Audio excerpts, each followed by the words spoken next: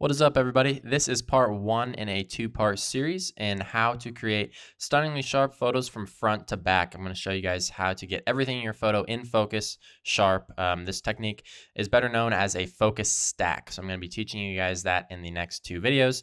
This is the part one video where I cover what you need to do in the field, but I will also be covering what you need to do with those photos that you get in the field on post-processing in the next video, which I will link here. So if you have already shot the photos in the field and you just need to know how to post-process the photos, go ahead and check out that video now. But if you haven't done any work yet, go ahead and watch this video because I'm going to show you exactly what you need to do in the field to get your photos sharp from end to end, the very closest focal point, the very furthest away focal point. Everything will be in focus and sharp. So in order to pull this off, you're going to need a few things. First of all, you're going to want your DSLR mirrorless camera with a wide angle lens. Here I'm using the 17 to 28 2.8 Tamron lens on my Sony a7R IV. I'm going to link all this below. And you'll also need a nice sturdy tripod. Right here I'm using the Slick Carbon Fiber 833, one of my favorite tripods. You will want a sturdy tripod. And if you're in the market for a new tripod, you can go to Slick's website and use my discount code Jackson15 for 15% off. So that's really all that you're going to need to pull off this focus stack. I'm going to go ahead and jump to the in the field aspect so that you guys can see exactly what you need to do while you're in the field to capture photos that are sharp from end to end. So the first thing you need to do here is pick a composition. Now I picked this composition with this nice rock behind me, got my tripod all set up. You want to make sure that your tripod is very stable because we're going to have to take multiple shots of the same composition and we don't want the tripod to move between shots. You can see I have one of my tripod legs is quite longer than the other just to make sure that I'm pretty level and it will stay even. And then once that is all set up, then you are ready to adjust the camera settings and get going. So now that I've chosen my composition, I can go ahead and adjust the camera settings. So I've got my camera at 1/30th of a second, f8 and ISO 100. For the focus stack, the shutter speed and ISO are just important that your scene is properly exposed. I always like to leave my ISO as low as possible, and I will go ahead and adjust the shutter speed accordingly. Now your aperture, you can see mine is at f8 right now. If I change it, it gets brighter or darker. I generally want my aperture to be around f8. Between f8 and f13 is good for focus stacks.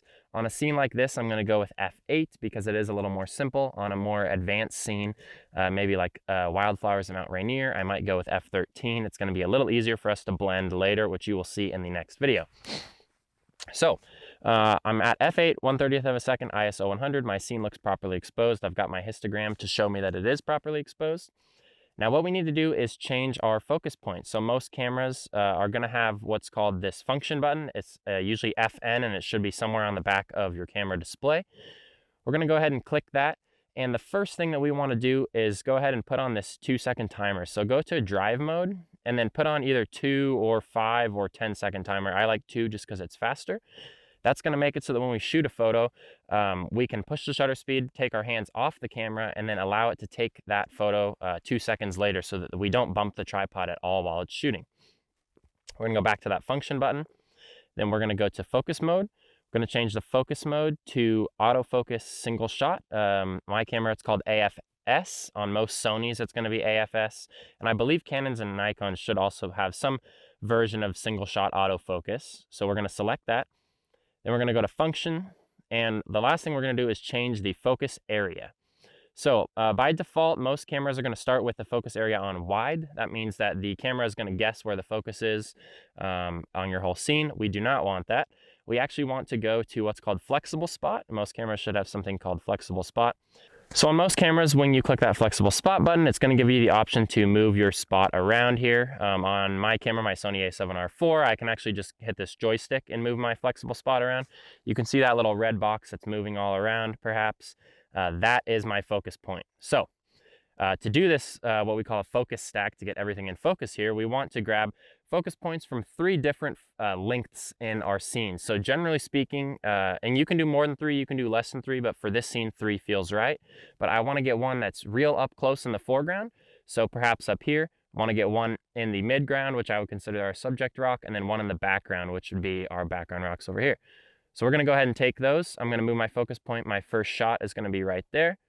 And I'm going to hit the shutter button, and that's going to take. Then we can go ahead and go to our subject rock and take that. And we'll go ahead and go over here to get our background rocks. And just remember that if things, say something is 30 feet away on the right side of the frame and 30 feet on the left, you don't need to take a frame for each one, because by changing the focus point, it's going to get everything in focus that's far away when we're selected on this back rock. It's going to get everything that's close when we select on this front rock. And so you can grab those 3 shots. Usually I'll just grab them twice just to make sure in case something weird happened or like the camera moved or anything like that.